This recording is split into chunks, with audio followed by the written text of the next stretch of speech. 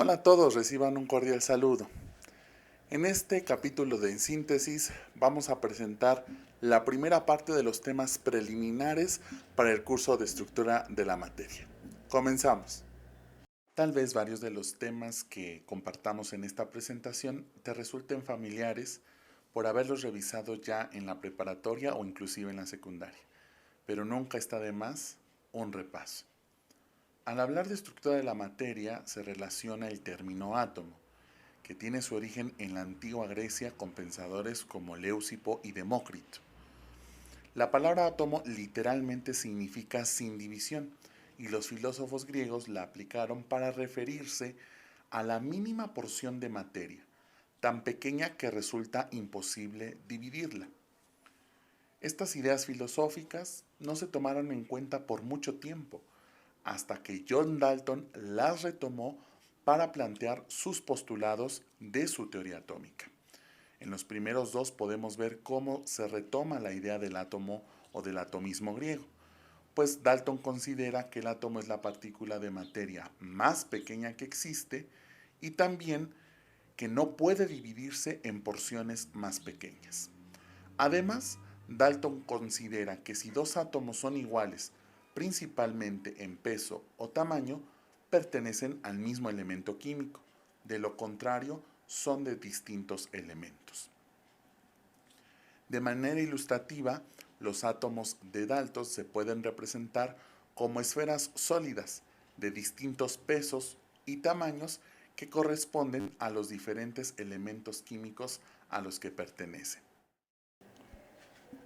De esta manera, la teoría de Dalton busca relacionar la estructura íntima de la materia con su identidad en elementos químicos.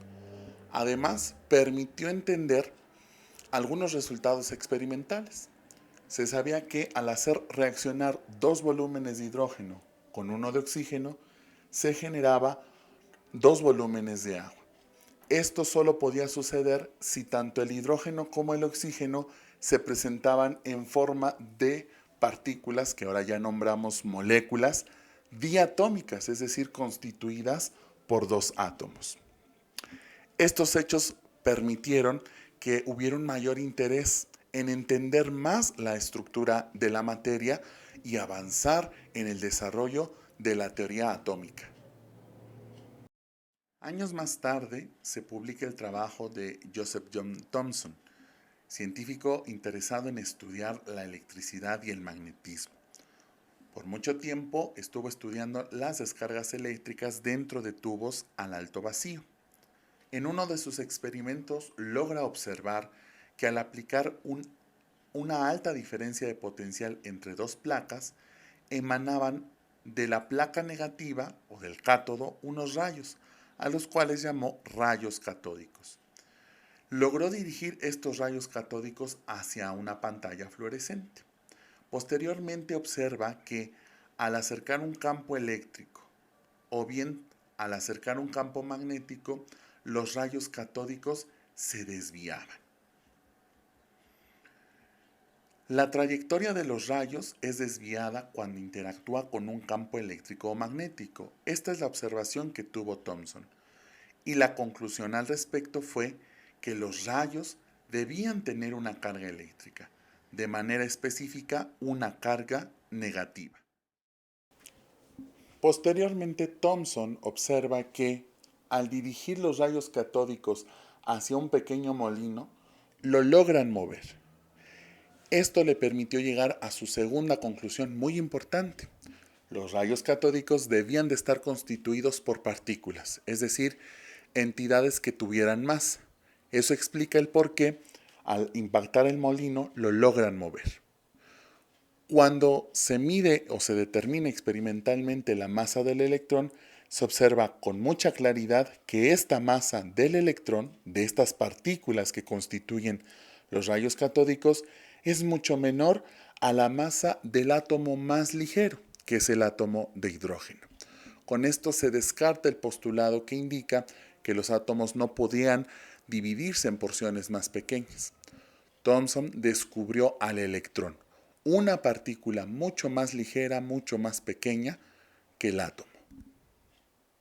De esta manera, Thomson propone su modelo atómico, considerando ahora su descubrimiento. Por estos trabajos fue galardonado en 1906 con el Premio Nobel de Física.